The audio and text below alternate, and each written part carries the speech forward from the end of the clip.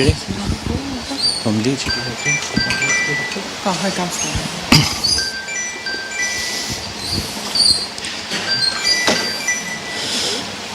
Përshëndetje, shumë kënaqësi të kemi sot këtu kolegë, qytetarë Shkodrës, arkitekt, inxhinier, profesor, student, në të takim ku është dhe në ka nderuar kryeministri Zoti Edi Rama. Faleminderit kryeministër që je sot me ne për të bërë një diskutim mbi arritjet, punët, transformimin e Shkodrës, punën këto 2 vjet, atë që Shkodra pret dhe shpresojmë që gjithë së bashku ta bëjmë në vitet që vjen. Është një moment i rëndësishëm.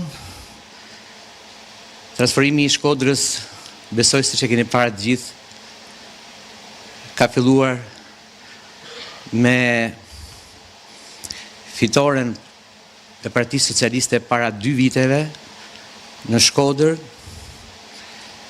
ku për herë të parë Partia Socialiste fitoi në qytetin më të madh të qarkut veriut dhe që prej asaj dite. E në vazhdim, ne përpunojmë fort çdo ditë për të përmbushur pritshmëritë dhe besimin që ne kanë dhënë qytetarët e Shkodrës. Ka 2 vite që çdo gjë ka ndryshuar. Ndonse unë mendoj se Shkodra tashmë në këto 2 vite jo vetëm ka filluar të punojë, por ka filluar të punojë për të tashmen, për njëkohësisht dhe për të ardhmen.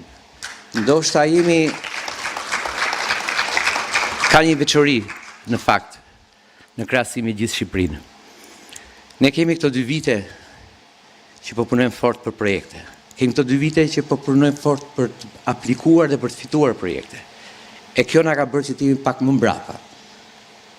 Por na ka bërë që në këtë moment ajo që ne po realizojmë të jetë jashtëzakonisht e dukshme, dhe të jetë jashtëzakonisht transformuese, dhe të japë një shpresë dhe një energji që Shkodra se ka pasur kurrë më parë. E filluam para 2 viteve dhe gjetëm qytetin me një menaxhim shumë të dobët. E gjetëm me plera, me inerte, me kolektor të zënë, me shkollat shkatruara, me pallatet mykura, me rrugë pa asfaltuara, me rrugë pa ndriçim, pa shpresë, pa gëzim dhe pa energji. Ishte sfidë e madhe që në 2 vjet ne të jepnim një mesazh të fortë pune, të jepnim një mesazh të fortë projektesh, një mesazh të fortë optimizmi dhe ndryshimit të energjisë të qytetit. Ju e dini sa shumë projekte kemi filluar në këtë kohë, dhe nga njerë që them drejtën as vetë s'mund t'i rendis, janë pafund kantierët e këtij qyteti sot. Duke filluar nga Vilipoj Shëngjini, duke vazhduar në Dugagjin, duke vazhduar në Zoga e Shirok, rrugën e Komanit, Zdralen, hyrjen e Shkodrës që është perla dhe që mendoj që ditë projekti më i bukur në Shqipëri, hyrja e Shkodrës, nga një vend ku ndërtimet pa leje nuk lejonin të shifje gjën më të bukur që kishte qytet, s'lejon të shihnin liçenin, lumin, bukuritë tona, të zëna nga një ndërtime shpaleje, nga një tuf, s'po them më shumë se kaq. Ajo që ka ndodhur me Shkodrën është që ne sot kemi ngrit dhe kemi ndryshu të gjithë energjinë e qytetit, jo vetëm me ndryshimin e pamjes të jashtme, jo vetëm me kapotat, jo vetëm me asfaltimet, jo vetëm me ndryshimet, por në përditshmërinë po ofrojmë punë, po ofrojmë projekte të reja, po bashkëpunojmë fort me qeverinë, ku unë mendoj se transformimi i Shkodrës vjen dhe nga prova e fortë e ndryshimit të konceptit se si një qeveri bashkëpunon me bashkinë dhe në një vizion të caktuar, një vizion të qartë drejt bashkimit evropian, ajo është gjithmonë e suksesshme. Dhe për këtë dua të falenderoj kryeministrin Rama për atë bashkëpunim dhe për atë mbështetje që i ka dhënë Shkodrës, që ndoshta pak më vonë se qytetet e tjera që kanë arritur tashmë këtë gjë, ne do ta bëjmë shumë mirë dhe jemi detyruar ta bëjmë shumë shpejt dhe të punojmë fort për ta arritur këtë gjë. Po Shkodra s'është vetëm ajo që po bëjmë tani, s'është vetëm puna e bashkisë dhe qeverisë. Shkodra është ëndra që shumë kohë u la pa realizuar, sepse e zuri diskutimet dhe një diskurs prej vitesh politik i bosht, konfliktesh, që qyteti në bicedat e tij më shumë në shumë vite se sa kishte diskutim për zhvillimin, ka pas diskutimin shterp, do thoya politik, gjuhën e urrëties, gjuhën e sharjes, fyerjes. Tashmë në Shkodër zorçat e gjenë më këtë diskurs. Sot në tavolinat e Shkodrës flitet për si ta bëjmë më bukur hyrjen, si ta bëjmë më bukur këtë rrugë, si do t'i shtojmë bicikletat. Sot diskutimi në Shkodër është krejt tjetër.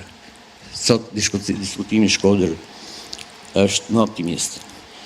Nëse mendonim në fundjavat e mëparshme shkonim Malëzi për të bërë fundjavat, se s'kishim çfarë bënim në Shkodër, sot është Malëzi që vjen në Shkodër për të bërë fundjavat e tij. E turist dhe atmosferë, evente dhe gëzim. Kjo është gjuha jonë. Kjo është gjuha jonë për qytetin. Kjo është ai që ne frymojmë qytetit. Kjo është vizioni i kryeministrit, ky është vizioni për Shqipërinë e të ardhmes, për Shqipërinë europiane. Sigurisht nuk lë pa përmend, po kryeministri do t'i shpjegoj vetë, po unë jam shumë i njohës që idenë e qendrës së rajonit e kthimit të Shkodrës në një qendër rajonale, ne kemi filluar tashmë me vendimet më të mëdha për historinë e Shkodrës, fal kryeministrit dhe ta them e Grudhën, Hani Hodit Durrës, e Grudhën, drejt Gjakobës, autostradën blu, Adriatiko-Joniane, investimet të mëdha, vendimet të mëdha për perspektivën e këtij qyteti. Ne sot jemi në momentin kur po hymë në Europë. Por që të hymë në Europë, ne do të jemi gati. Jemi pak vonë, por ne do të punojmë shumë. Që në momentin që Shqipëria hymë në Europë, qyteti ynë të jetë i gati, me infrastrukturë, me dije, me dashuri, me pozitivitet, por edhe të jetë i bukur, siç takon Shkodrës, që është një vend i kulturës, i muzikës, i punës dhe i transformimi modern. Shkodra moderne është ajo që ne presim dhe që ne me bashkëpunim me qeverinë do arrijmë. Po ja lë fjalën kryeministrit për ato që do të vi në temë. Faleminderit.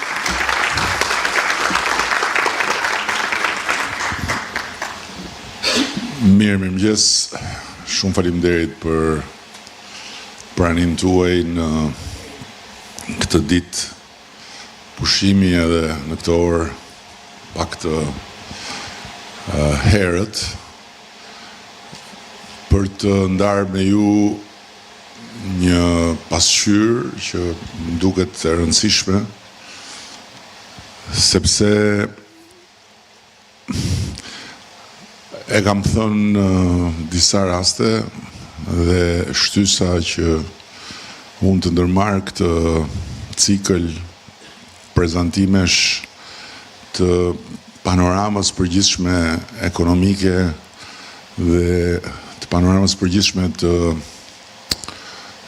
investimeve të bëra në këto 3 mandate, qark për qark, më ka ardhur në mënyrë të befasishme pas një mbrëmje shumë të paharrueshme, do thosha, kur pasi kisha kalu gjithë punët e ditës dhe kishte ardhur ajo ora e lundrimit në për pasqyrat e botës, gjë që e bëj çdo natë vonë, mu desh të hyja në pasqyrat e Kënetës këtu, sepse ishte shfaqja e parë e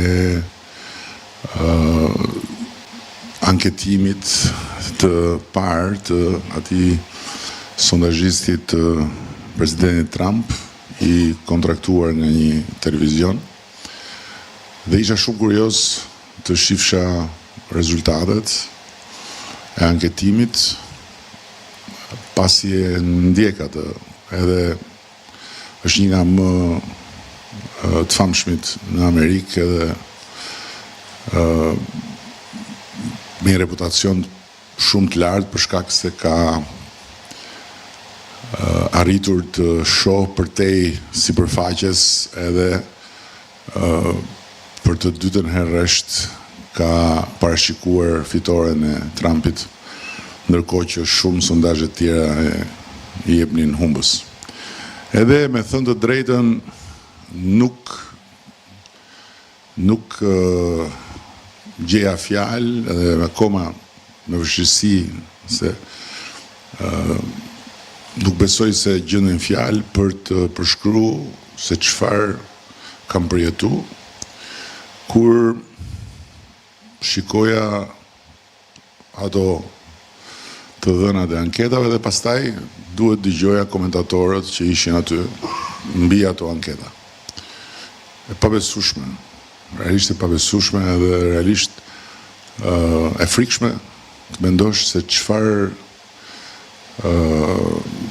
i bie këtij populli të shohë të dëgjojë mbrëmjeve të debateve apo të komenteve politike në për ato pasqyrat ku një numër i caktuar njerëzish nuk du t'i fus gjithë të një thes, asnjëherë nuk janë të gjithësoj, po pjesa e madhe e cilëve janë totalisht brenda një realiteti të krijuar nga vetë ata, arrin deri në atë pikë ku i pash atë natë edhe për i të vërtetës ndoshta ajo befasi erdhi dhe si rezultati i faktit që unë nuk i ndjek, kam qenë që mbas zgjedhjeve 2009-s që unë nuk shoh debate dhe nuk shoh emisione politike. Ndjek, kuptohet, raportet që më bëjnë shumë shkurt për kur ka gjëra të veçanta, por nuk i ndjek sepse është jo vetëm humbje kohe, por është edhe një konsum i jashtëzakonshëm energjish, edhe një mbarsje me jashtëzakonisht shumë energji negative që janë helm. Del pasqyra e parë, shumica e shqiptarëve mendon që vendi po ecën në drejtimin e duhur. Kthehet biseda në studio, fillon muhabeti. Dhe në mënyrën më të pabesueshme, komenti dominant është nëse kjo është e vërtet, nëse vërtet shumica mendon që vendi po shkon në drejtimin e duhur, atëherë jemi përpara një situate që është shumë më e rëndë se që pristim, sepse populli është i smur. Edhe fillon diskutimi mbi popullin e smur. Pas një lloj turpi, fare, as një lloj sikëldie, disa njerëz të ulur aty që pastaj vjen pasqyra tjetër, shumica mbështet Partinë Socialiste. Atëherë vjen komenti tjetër, ose sondazhi është çmendur ose është çmendur populli. Domethënë smundja e popullit shkon në një nivel tjetër. Dhe diagnostikohet populli si i çmendur. Pse? Se mbështet Partinë Socialiste. Dhe pastaj vjen një pasqyrë tjetër që pyetje që bëhet gjithmonë në për sondazhe që cila forcë politike mendon që do fitojë. Dhe aty një numër më i madh se ata që mbështesin Partinë Socialiste, mos gabohem, ishte rreth afër 60%, 57-58%, thoshin do fitoj Partia Socialiste. Kjo tregon që problemi është edhe më i thellë. Nuk është vetëm çështje smundje, as çështje çmendurie. Këtu ka gjë më të thellë, se tani shiko sa shumë janë ata që mendojnë që do fitoj Partia Socialiste.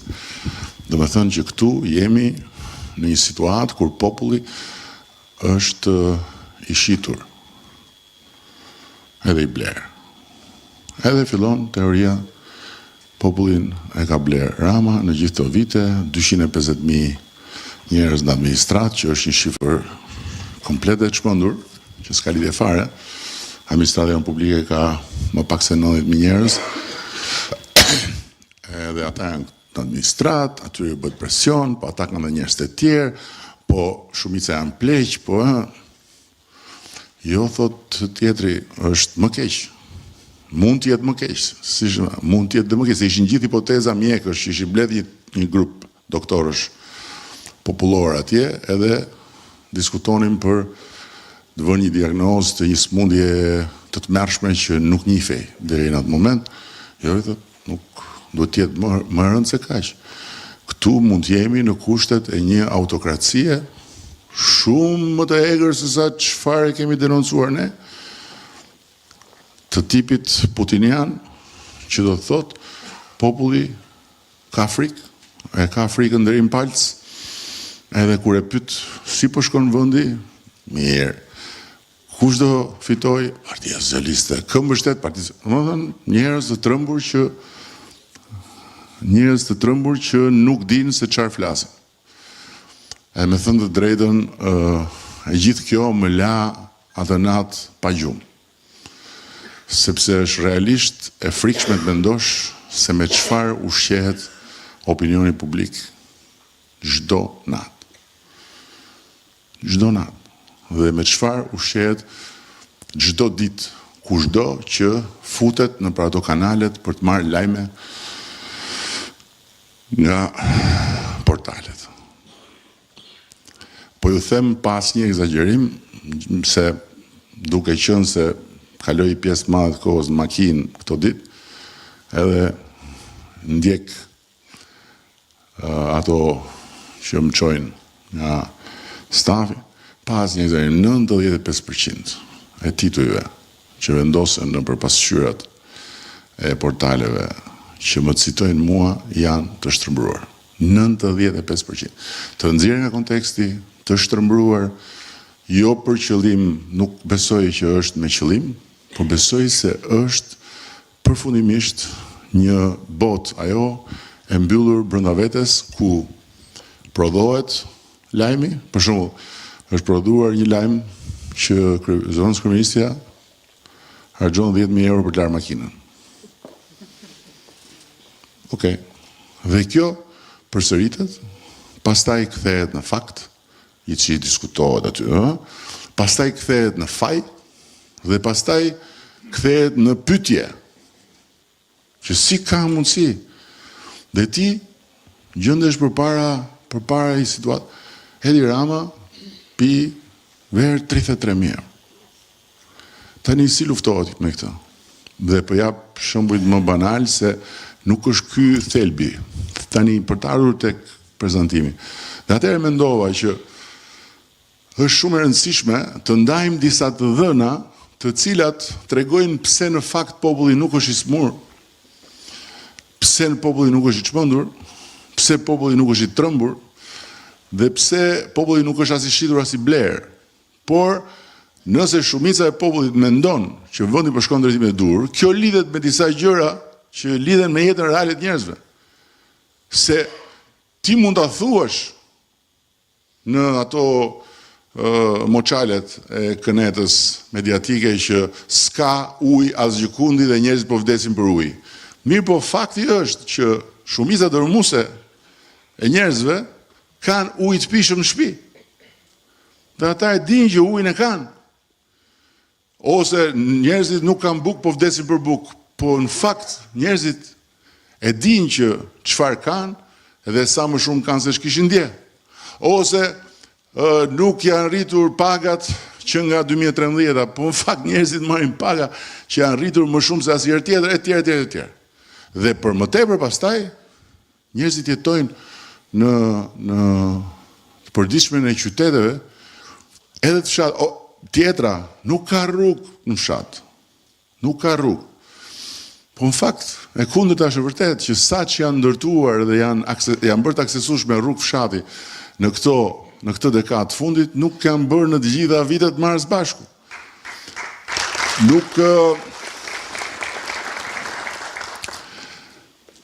Nuk është absolutisht populli problemi. Problemi është që informacioni për punët e bëra dhe informacioni për të dhënat reale të ekonomisë dhe debati real, se me këto unë nuk duhet të them që ne i kemi zgjidhur gjithë problemet, ose që nuk jemi të kritikueshëm, ose që nuk mund të bëhet një debat real, ose që nuk mund të kishte një alternativë reale tonën që të na sfidonte në fushën e fakteve.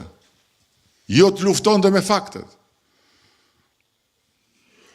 Dhe e fundit për këtë parantezë pak gjatë, është që duke qenë se nuk ka vend në për ato pasqyra për të dhënat, e parë herë nuk ka vend për lajmet e mira. Nuk ka vend për lajmet e mira në asnjë sens. Nuk ka. Thjesht nuk ka. Dhe pyetja është, nga do e marrin vesh njerëzit një lajm të mirë për ekonominë, ne bëjmë përpjekjet tona, unë bëj përpjekjet e mia me ato rrjetet sociale, po këta i klasifikojnë shumë tjerë propagandë. Bum bum, propagandë, bum bum. Dhe kur shkon në për studio, dhe prandaj për shumë kohësh s'kam vajt më dhe do shkoj këto ditë se duhet shkoj, kur ti fillon të tregon fakte, mos bëj propagandë tani, se këtu jemi për një muhabet tjetër. Po çfarë muhabeti jemi? Unë jam këtu për të fol për gjëra që duan njerëzit të dëgjojnë nga unë si përfaqësues i gjëve. Leje propagandën tani. Po si më propagandë? Dhe unë tani kam sjellë këtu disa fakte të përgjithshme për të krijuar një ide se çfarë është bërë në këto. Se ka dhe një gjë tjetër që nëse ne nuk do kishim bërë këto që kemi bërë, dhe nëse Shqipëria do të ishte jo 100%, po do të ishte 25% e ngjashme me si e përshkruajnë këta, këneta e gjitha, ne nuk do ishim dot sot në tryezë me Bashkimin Evropian për të negociuar antarësimin. Se Bashkimi Evropian vërtet ka vizionin e vet gjeopolitik, vërtet ka strategjinë e vet politike, por Bashkimi Evropian, kur vjen puna tek negociata, nuk merret me politik fare. E bëre, se bëre. E ke, se ke. Po e lufton korrupsionin, s'po lufton korrupsionin. Po e bën këtë reformë administrative, s'po e bën këtë. Si po e bën këtë, si po e bën këtë. Ata kanë skuadër të super stazhonuar burokratësh që merren 24 orë 7 me të gjitha vendet. Dhe çdo vend që do të hyjë atje, është 24 orë 7 nën mbikëqyrje. Ata merren me çdo detaj. Ata studiojnë çdo sektor. Ne sot negociojmë me Bashkimin Evropian se njerëzit se këta të kënetës, këta flahet, tani nuk është puna ke Rama dhe ke qeveria, po duan ata tani se është gjeopolitikë. Mo bet kot. Ne negociojmë me Bashkimin Evropian mbi 250.000 faqe. 250.000 faqe, mbi çerek milion flet, që nuk janë flet shënimesh, që këtu kam i shënim që thuhet që ke Zyliami lotin mos harro ta shohësh ja. Përshëndes dhe të falenderoj shumë. Po nuk është çështje pusullash, janë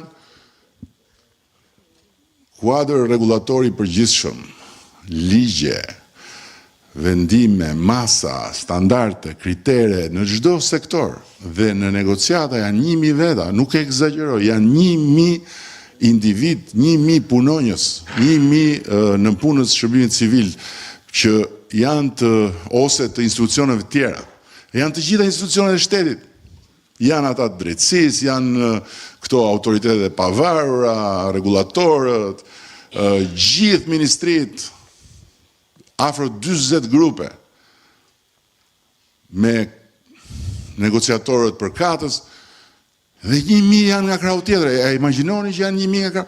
Është makina më e madhe burokratike e botës, Bashkimi Evropian. Dhe ata merren me çdo sektor, me çdo detaj, me çdo produkt. Ti do negociosh çdo produkt. Veza, peshku, midhja, gaforja, domethënë çdo produkt do ta negociosh.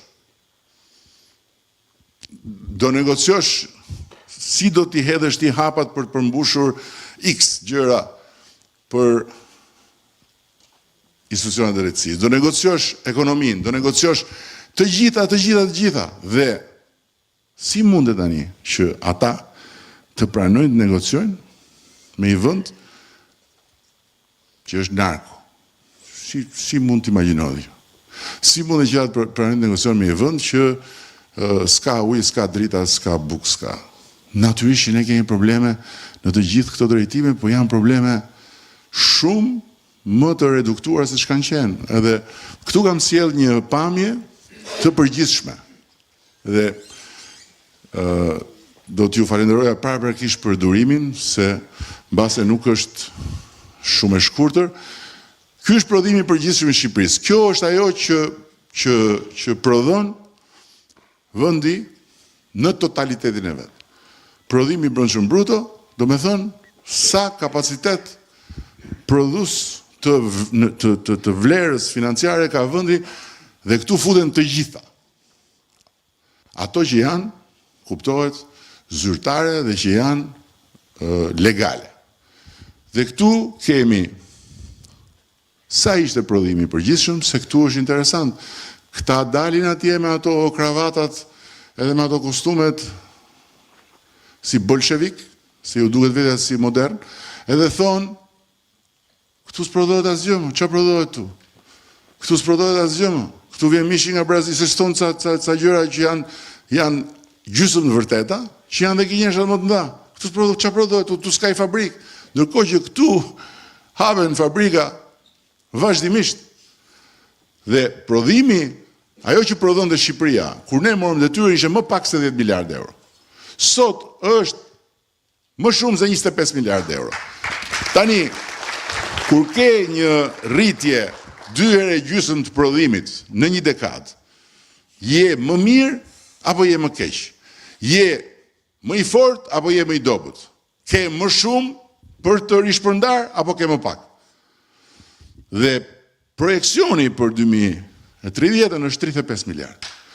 Por këtu duhet bëj një specifikim. Projekcionet tona nuk janë si ato prallat e bufit. Nuk janë si ato që lëshojnë këto partit që vinë vërdall. Do të bëjmë këtë, do bëjmë atë. Këto janë projekcione të qeverisë vendit. Si janë programe për të marrë vota. Dhe ky projekcion është bërë nga ekspertët e Ministrisë Financave dhe në bashkëpunim ne punojmë shumë edhe me ekspertë ndërkombëtar sipas fushave të ndryshme, ndërkohë që drejt për drejt me mua punon krye ekonomisti i kancelares gjermane që qëndroj me të 10 vjet. Dhe të gjitha këto që ne flasim për ekonominë janë gjëra sepse ne nuk mund të dalim si qeveri, edhe të themi ne do ta bëjmë prodhimin e përgjithshëm kombëtar në 2030 50 miliardë. Në momentin që unë dalë bëj këtë, pa mbaruar mbledhja, dhe nuk egzageroj asgjë, fare, pa mbaruar mbledhja, midis atyre grupeve të negociatorëve vjen i telefonatët, ç'a është kjo? Ose në çdo drejtim tjetër. Sepse negociatat janë një marrëveshje midis një shtëpie të pasurish me 27 vende dhe një vendi tjetër që duhet të kaloj të gjithë check-upin e kapaciteteve të veta shtetërore. dhe që duhet provoj me gjithë mangësit dhe me gjithë prapambetin që mund të ketë me ata që janë aty brenda, duhet provoj që është një shtet me institucione dhe që flet dhe bën gjërat siç duhet. Nuk mundet ne të hedhim fishekzare, nuk mundet ne dalim themi do t'i bëjmë pensionet 500 euro sa të marrim, sepse në atë moment ne atje nuk kemi më asnjë lloj kredibiliteti për të vazhduar diskutime. Vazhdojmë.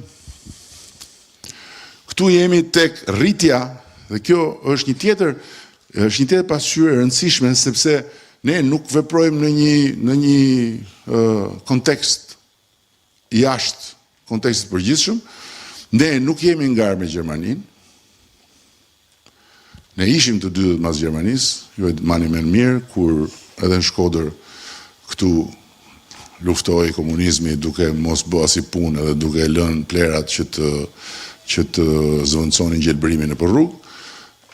Por ne krahasohemi me veten dhe krahasohemi me rajonin. Dhe ne jemi në një rajon që ka qenë shumë më përpara nesh, në të gjitha drejtimet. Ne jemi në një rajon që ka trashëguar një bazë industriale. Një bazë industriale që ne e shkatruam komplet në fillim të viteve 90. Nëse sot Serbia ka një industri ushtarake, është një industri ushtarake e trashëguar, dhe produktet e asaj industrie ushtarake janë produkte të gjeneratave më të vjetra, por janë bërë të rëndësishme sot, ose janë të rëndësishme në vendet caktuara të botës dhe ata bëjnë dhe eksporte e tjera. Pra nuk është një industri ushtarake që ata e ngritën mbasi dolën nga Jugoslavia. Ashtu si kundër dhe plot industri të tjera.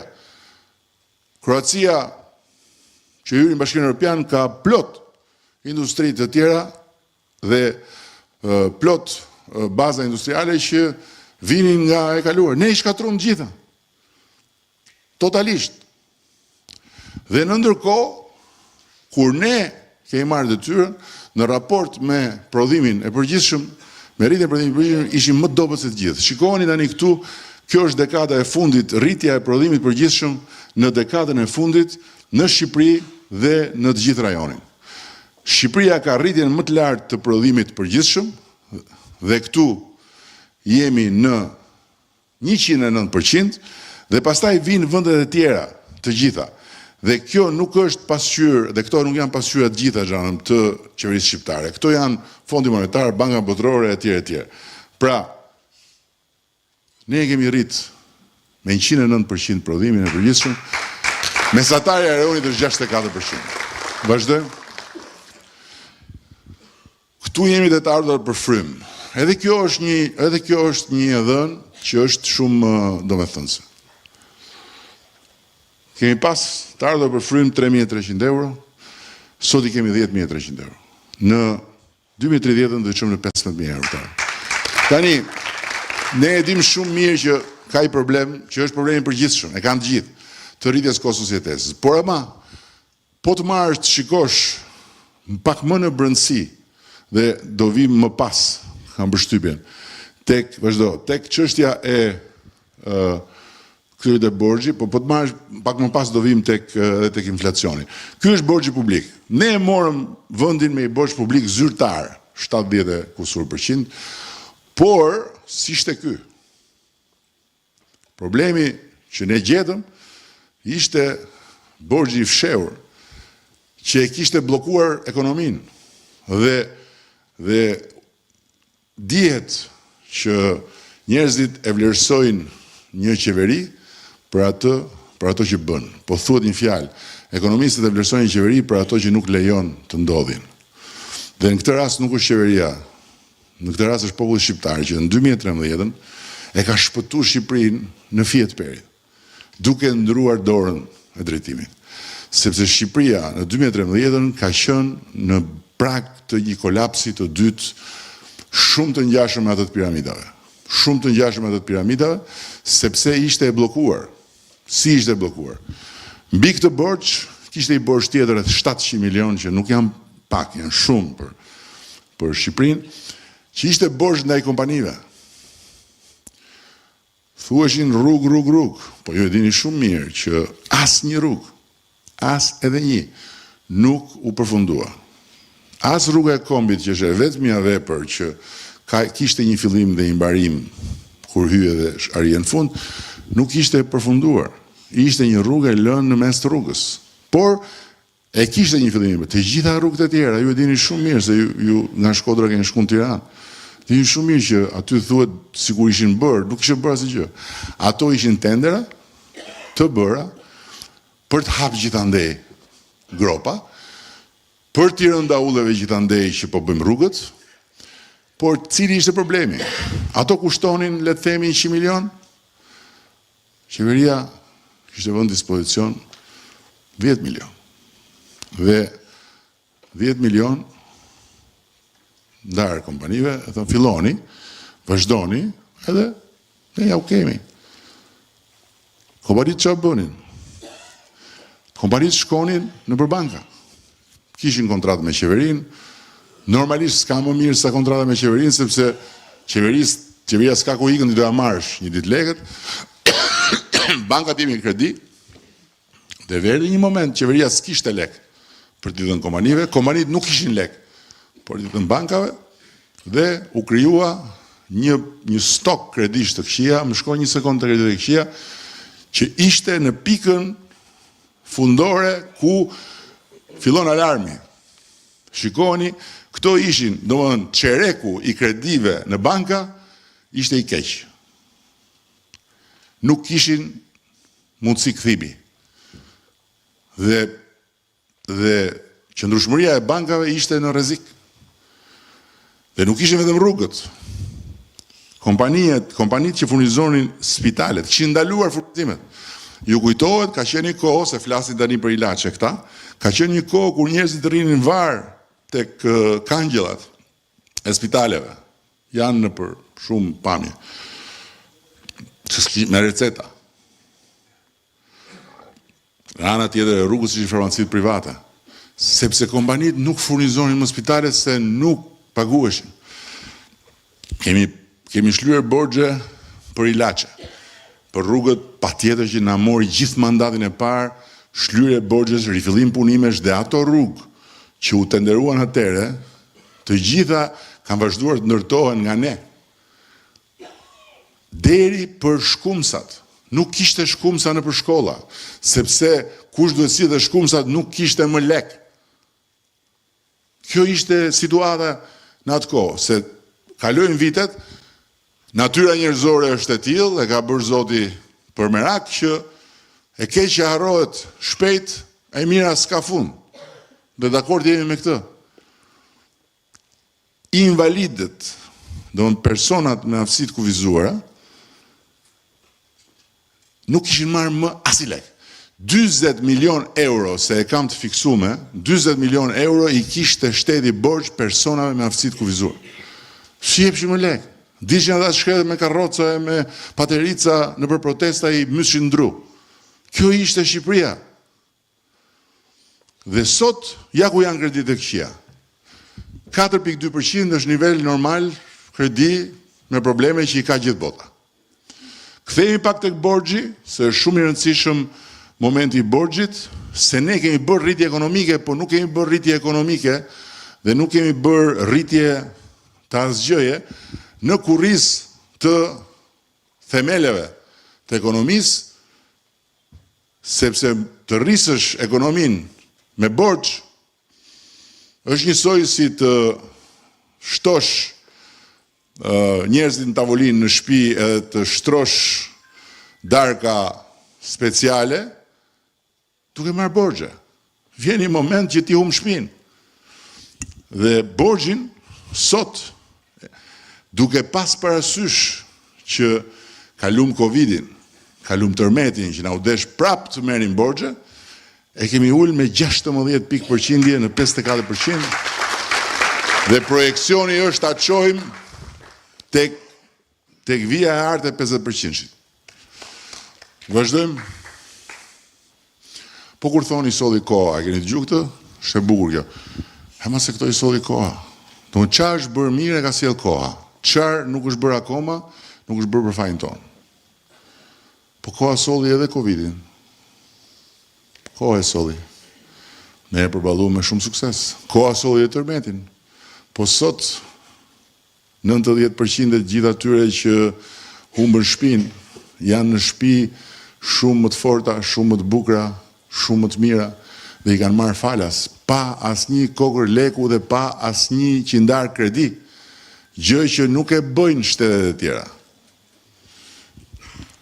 Këtu jemi tek përqindja e popullsisë në rrezik për varfëri. Kjo është një shifër shumë e rëndësishme, sepse këtu flitet sikur këtu është një vend ku varfëria është ulë këmbë kryq.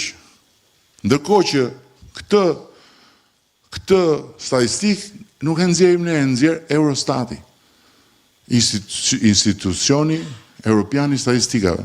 Dhe shikoni nivelin e rrezikut për rënien në varfëri në disa vende që janë vendet e Bashkimit Evropian dhe që janë vendet e rajonit.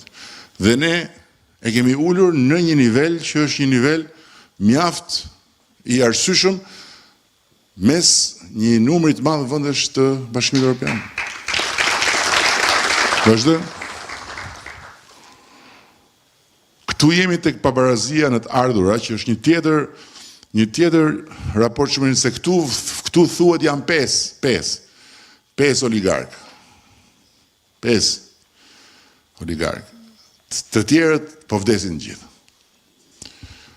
Gjithë pasuria shkon te 5, se kush janë, se nuk e di, se unë s'njoh asnjë oligark në Shqipëri, se në Shqipëri nuk ka oligark.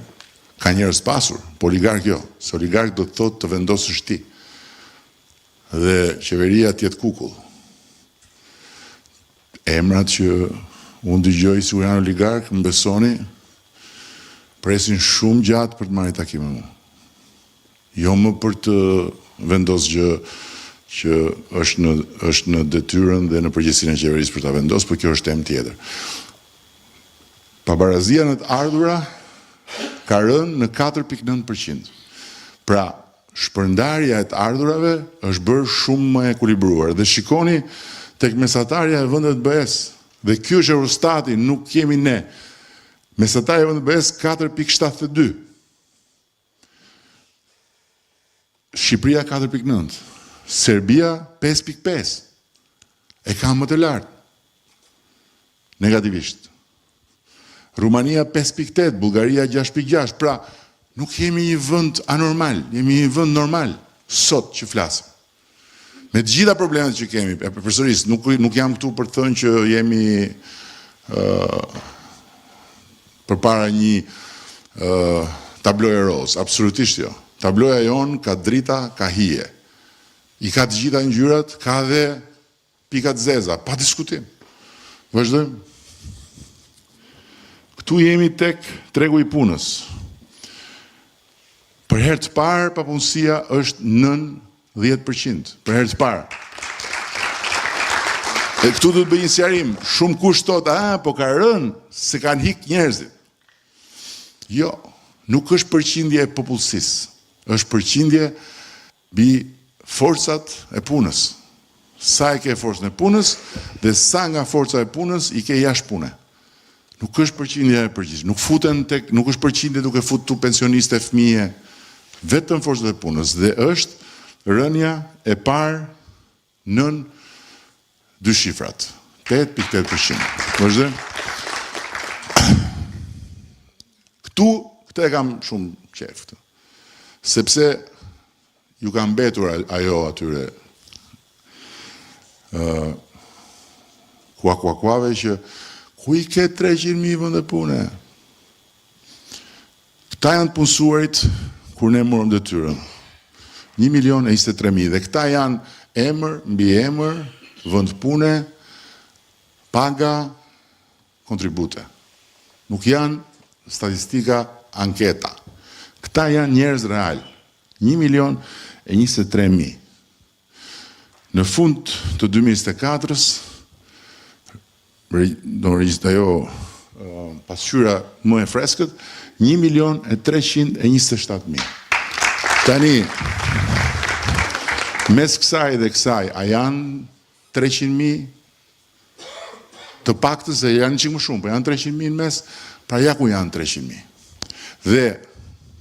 Dhe natyrisht që me aritmetikën sot jemi në hall, se ka filluar një sulm dhe ndaj aritmetikës, e keni pa, ne dëgjonim Lulin, artistin kur thoshe 77-42, edhe na duke sigurisht e një tmerr i madh. Po tani është 77-6 milion. 6 milion edhe ka dhe x mrapa se nuk dihet çfarë vjen akoma mrapa di 6 milionshit që nuk është zbuluar akoma. Ndërkohë që këto nuk janë aritmetik e bazuar tek imagjinata individuale, këto janë shifra njerëzish me emër dhe me mbiemër të punësuar në Republikën e Shqipërisë. Vazhdojmë. Kjo është një tjetër e dhënë që është shumë e rëndësishme.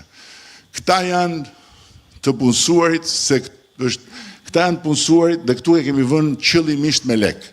Që mos toni jo se me euro, se euro është më e fortë se kështu se ashtu. Me lek, 20.000 lek. Treja. Shikoni sa njerëz jetonin me më pak se 20.000 lek kur ne morëm detyrën. 60% e njerëzve që punonin. Shikoni sot sa ka rënë, 9-15%, dhe është një shifër kjo që lidhet shumë me kontratat e pjesshme. Vazhdojmë. Këtu jemi tek, po e tham të punësuarve, vazhdojmë se ishte doli kjo. Këtu jemi tek rritja e pagave. Kjo flet vetë, është paga minimale, ishte 157 euro, është 400, në janar të 2006 do të bëhet 500, dhe në fund të mandatit, do më thënë në Shqipërinë 2030, do të jetë të paktën 650 euro.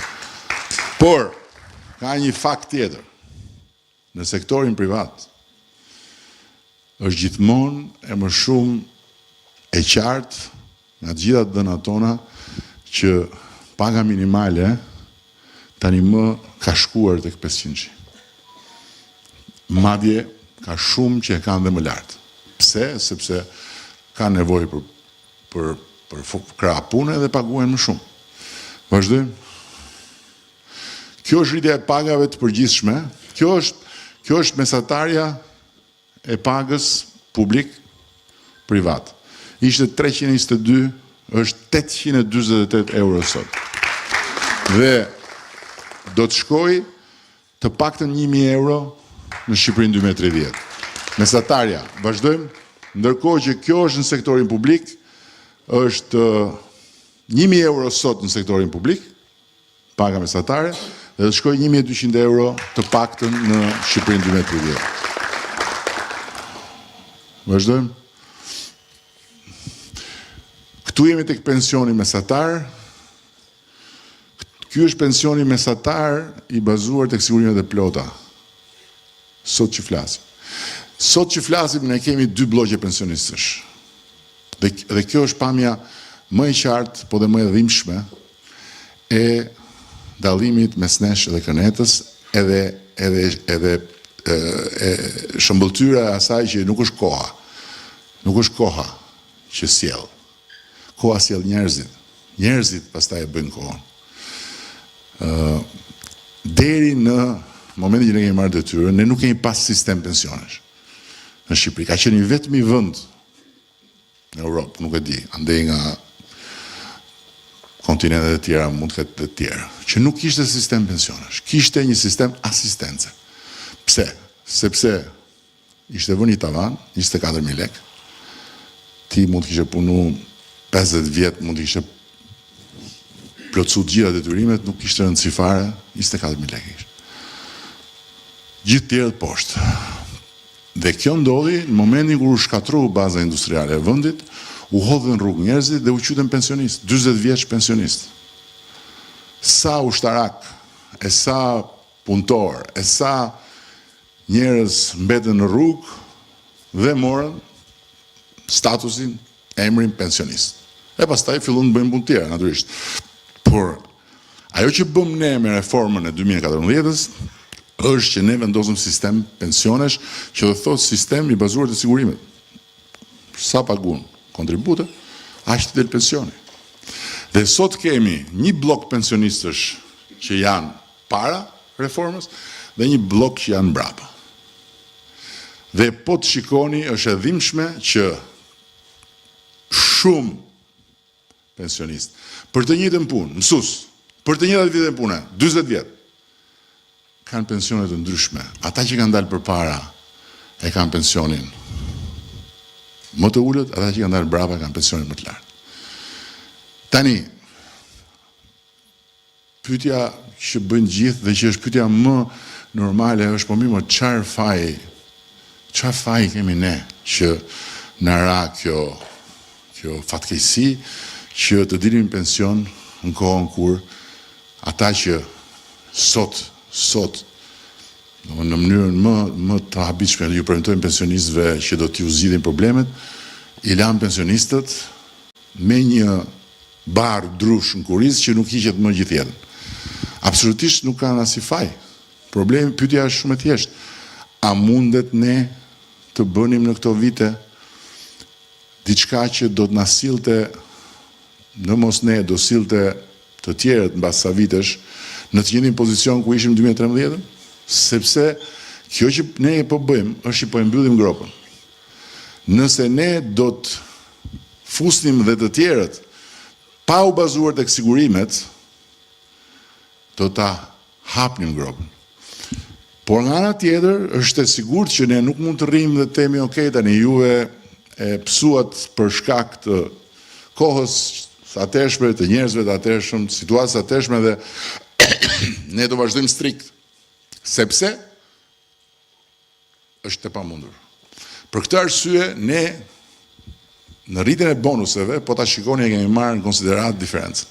Pra ata që kanë pension në 200 e marrin bonusin më të lartë. Ata që kanë pension mbi e marrin më të ulët. Kemi rritur bonusin, kemi dy fishuar, pra nga një bonus kemi bërë 2 bonuse dhe duam të mbajmë 2 bonuse, sepse kemi projeksione shumë mira të rritjes së të ardhurave.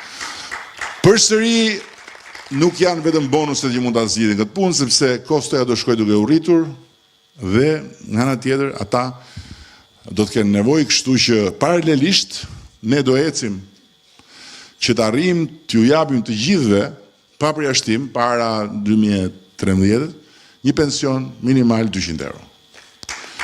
Ndërkohë që pensioni mesatar do të shkojë 400, ai i sigurimeve të plota. Vazhdojmë.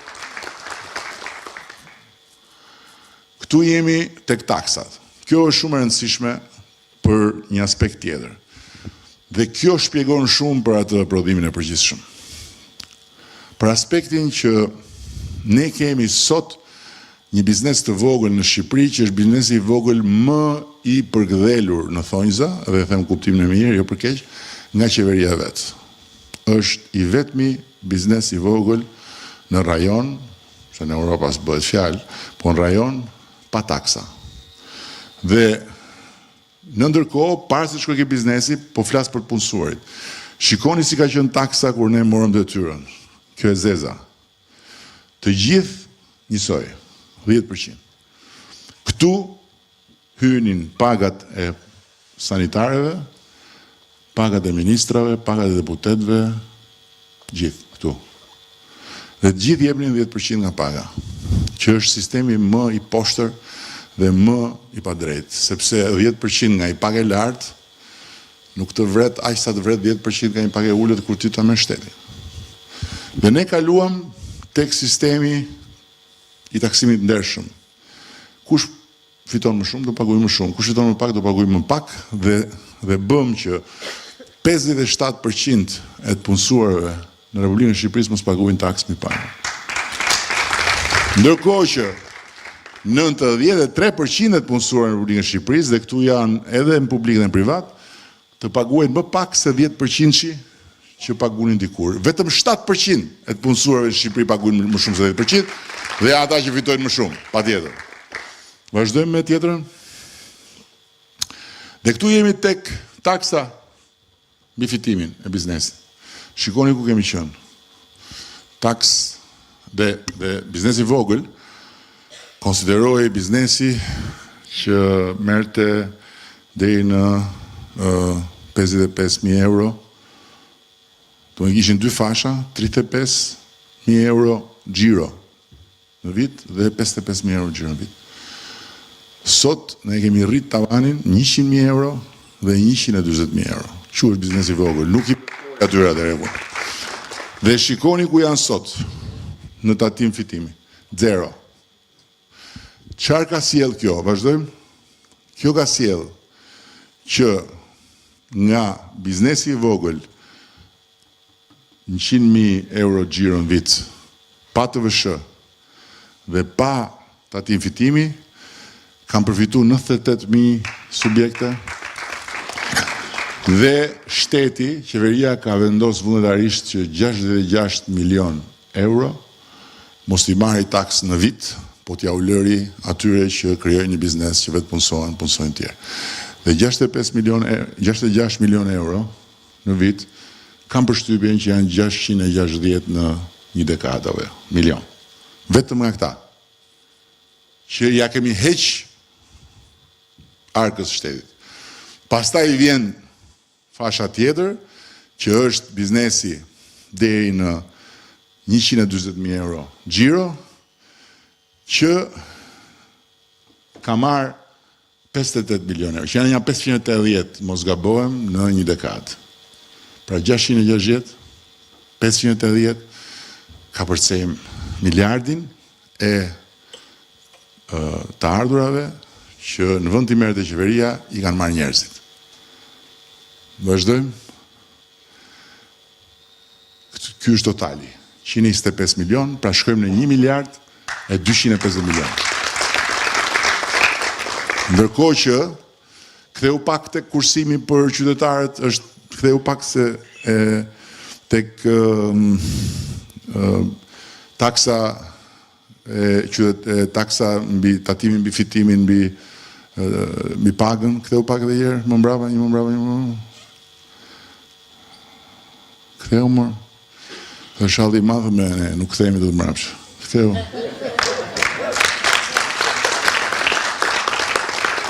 Ha? S'kthehet dot mbrapsh. Nëse mirë, vazhdojmë. Nuk e kthejmë dot mbrapsh, shkojmë vetëm përpara.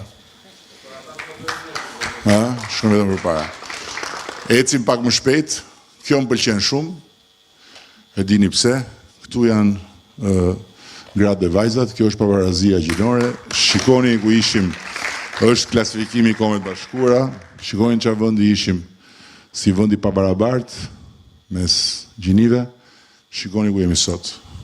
Vendi 23 në gjithë klasifikimin e Kombeve të Bashkuara. Dhe kjo është vetëm Partia Socialiste. Vazhdojmë. Shkalla e papunësisë për gratë, e njëjta gjë, ka rënë nën 10%. Vazhdojmë se ka dhe një tjetër që është edhe më e bukur, që është pjesëmarrja e grave në forcën e punës. Vetëm gjysma e grave merrin pjesë në forcën e punës. Sot kanë rritur në 70%. Vazhdojmë. Këtu jemi tek paga mesatare e grave, që është 848 është e përgjithshmja, 820 është e grave. Vazhdojmë. Këto janë investimet e huaja, edhe këtu jemi në rajon me rritjen më të lartë të përqindjes investimet huaja në prodhimin e përgjithshëm. Vazhdojmë. Këtu jemi tek eksportet. Se Shqipëria nuk prodhon, s'ka asgjë, s'ka buk, s'ka njerëzit vdesin në rrugëve, mbeten pavarrosur etj. 2.8 miliard euro eksportonte Shqipëria kur ne morëm detyrën, 9.1 miliard eksporton sot. 3 herë më shumë. Vazhdojmë. Pagat e mjekëve sot janë 1.670 euro mesatare, ka dhe më shumë.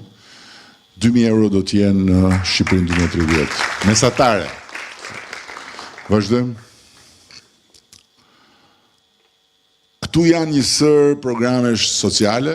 Kemi bërë, dëgjoni, ne kemi krijuar fondin më të madh të mbështetjes sociale në historinë e këtij vendi dhe sot faktikisht Ministria e Shëndetësisë dhe Mbrojtjes Sociale ka arritur të ketë një buxhet 1 miliard, nga të cilat 25% janë mbrojtje sociale. Dhe këtu janë shumë programe, nuk du t'i kaloj të gjitha, po duhet të ndajmë të 2-3, ta janë fëmijët me nevojat veçanta, ku hyn fëmijët autik e të tjerë, dhe ne do ta dyfishojmë që nga janari i 2026 mbështetjen për nënat e tyre. Vazhdojmë. Këtu kemi shërbime për personat me nevojat veçanta, mbase ju kujtohet që vinin protestonin e parlamenti, kemi bërë edhe një diskutim me ta aty, dhe 15.200 persona që kanë nevoja të veçanta kanë marrë paketën e tyre të trajtimit veçantë siç e kërkonin vetë. Vazhdojmë. Këtu vjen kjo është ndihma ekonomike, kemi pothuajse përgjysmuar numrin e njerëzve, numrin e familjeve në ndihmë ekonomike dhe kemi trefishuar buxhetin për pjesën që është sot në ndihmë ekonomike. Vazhdojmë. Këtu jemi tek shërbimet sociale. Bashkitë nuk kishin asnjë shërbim social. 0. Sot 100% e bashkive janë pjesë e rrjetit të shërbimeve sociale. Vazhdojmë. Dhe kjo është një shifër që e kam shumë për zemër. Këto janë 9200 nëna në Shqipëri që janë të papuna dhe që kanë 3 ose më shumë fëmijë. Për to, çdo vit qeveria jep 25 milion euro për t'ju paguar sigurimet shoqërore dhe shëndetësore, që do thotë që për shkak se ato nuk shkojnë në punë se kanë shumë fëmijë, nuk mund mbeten pa pension. Dhe kur të dalin pension, do keni pension dinjitos të mbuluar nga qeveria shqiptare. Vazhdojmë. Këtu jemi te bonusi i bebes, janë 227.000 bebe që kanë marrë bonusin, në e dini që bonusin ne kemi rritur, 400 euro për fëmijën e parë, 800 euro për dytin, 1200 për tretin. Duke filluar nga viti i ardhshëm do të ndryshojmë skemën, nuk do të jetë më një çek me një herë në maternitet, por do të jetë një pagesë e shtrirë çdo muaj sipas numrit të fëmijëve për të ndihmuar në mënyrë sistematike familjet e reja për rritjen e fëmijëve të tyre. Vazhdojmë. Këtu jemi te pagat e mësuesve. Mësuesit sot kanë shkuar në 950 euro pagën mesatare dhe do të shkojnë në 1250 euro në Shqipërinë 2030. Vazhdojmë. Këtu jemi tek mbrojtja, e kam nxjerr këtë veç sepse është shumë e rëndësishme. Koha që jetojmë, problematikat që kemi, detyrimet si antar të NATO-s dhe shikojeni. Kjo është një shifër që flet vetë. Nga 28 milion euro, 28 milion euro jepeshin për mbrojtje. Domethënë një ushtri dordolecash më e keq paguara e rajonit, më e keq pajisura e rajonit, korrupsion, një i korruptuar i famshëm i asaj ushtrie është sot kandidat i Kënetës. 280 milion euro e kemi sot buxhetin e mbrojtjes. Po nuk është vetëm buxheti, janë edhe të gjitha planet dhe investimet që po bëjmë për industrinë e mbrojtjes. Në Shqipërinë 2030 ne do të kemi hedhur bazat e një industrie ushtarake të ekselencës. Industrie prodhuese, eksportuese dhe mbështetëse për forcat tona të armatosura, ndërkohë që këtu jemi tek paga mesatare e ushtarakëve sot. Dhe ambicia jonë është sot e kemi ushtrinë më të paguar të rajonit, përfshirë dhe Serbinë. Por ambicia jonë është që në Shqipërinë 2030 pagën e ushtarakëve ta çojmë mesatare në vendet e NATO-s, që është ambicia e madhe, por vetëm kështu shohim që po rritet interesi dhe i të rinjve që të marrin formimin ushtarak, dhe vetëm kështu do të bëjmë dhe ripërtritjen e gjeneratave në ushtri. Vazhdojmë. Tu tani jemi te Shkodra. Po bëj një parantezë. Ky është qarku i Shkodrës. Po bëj një parantezë. Ndryshe nga të gjithë qarqet e tjera, në këtë qark ka një grop në 10 vjet. Gropa është gropa e Bashkisë Vjetër Shkodrës. Deri përpara se këtu Benetit merrte detyrën, këtu ju e dini ç'a ishte. Kalaja e shkëm graniti kundër komunizmit e tjerë, edhe bëj fjalë për projekte, prandaj në aspektin si bashki në dekad, Shkodra ka marrë më pak investime se të gjitha bashkitë e tjera qendraqarku, jo se s'kemi dash ne, por sepse s'kemi pas dot asnjë bashkëpunim normal me Bashkinë e Shkodrës. Nuk kemi pas. Ju e dini shumë mirë se si ishte situata. Dhe ishte një çështje mentaliteti që shpresoj të jetë përmbysur dhe uroj që në 11 maj Shkodra të na japi këtë lajm që është përmbysur, se tashti në fund të ditës njerëzit kur zgjedhin nuk zgjedhin dhëndrin, as krushkun, zgjedhin kalin, që do t'ja u tërheq më shpejt karrocën. Dhe tani të zgjedhësh një kal gjysmë ngordhur, se të pëlqen ngjyra, dhe të mos zgjedhësh një kal që ta tërheq karrocën me shpejtësi se s'të pëlqen ngjyra, vetëm në Shkodër e kam pa këtë punë. Deri dje. Shpresojmë që mos ndodhi më. Këtu tani jemi tek qarku. Gjithsesi ka një gjë që mua më bën shumë krenar personalisht, por që është një nga shumë mitet e ngritura nga Këneta, që është komplet pas i bas. E keni dëgjuar që në Edi Rama s'do veri, unë Edi Rama s'do veri, unë nuk e di se si sepse në atë pemën e komplikuar të familjes time, rënjët janë të shpërndara dhe kam rënjë edhe në Shkodër, kam rënjë edhe në Mirdit. Kështu që nuk e di unë se si se du. Përveç se për te të tjerave në Shkodër kam pas njerëzit që më kanë udhëheq mua, më kanë mentoru si artist, që nga Dani Shukniu, te Edi Hila, me historinë e Shkodrës kam qenë shumë i lidh, gjyshe ime katolike më ka ndiku shumë, Padër Zef Plumin kam pas privilegjin ta kem shumë mik, e tjerë, po kjo është histori tjetër. E vërteta është që çfarë kemi bërë ne për veriun. Nuk ja u heq rrugën e kombit si iniciativë dhe si përpjekje, edhe pse është njëkohësisht edhe një nga veprat më të korruptuara të historisë. Po kjo është punë tjetër. Por çka kemi bërë ne për veriun nuk është bërë nga të gjitha qeveritë e tjera më përpara. Dhe të gjitha akset strategjike të veriut për ta hap veriun ndaj turizmit i kemi ndërtuar ne. Të gjitha. Dhe këtu du të them që ka qenë për mu fat që kam pas Benetin te fondi i zhvillimit. Beneti ishte një nga mbetjet e pakta të kaluarës që kishte vlerë të plot ricikluese. Ata janë mbetje të pariciklueshme. Dakor? Beneti, ja ku e keni, dhe fal Benetit në radhë parë, sepse janë projekte që kemi bërë me Benetin. Nuk i çanim dot këtu ne me bashkira me gjëra.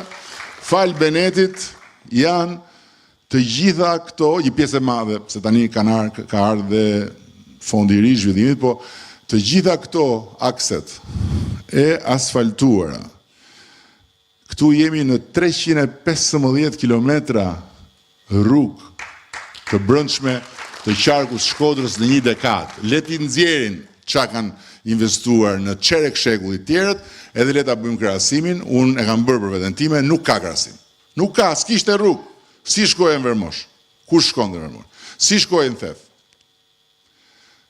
Dhe sot 95% e territoreve janë të aksesueshme o me rrugë të bardha o me rrugë me asfalt. Nuk diskutohet që aksesi nuk është kudo perfekt dhe duhet vazhdojmë punën, për këtë jemi këtu. Por, kthej edhe njërë, apo s'kthej mbrapa. Por, jemi ke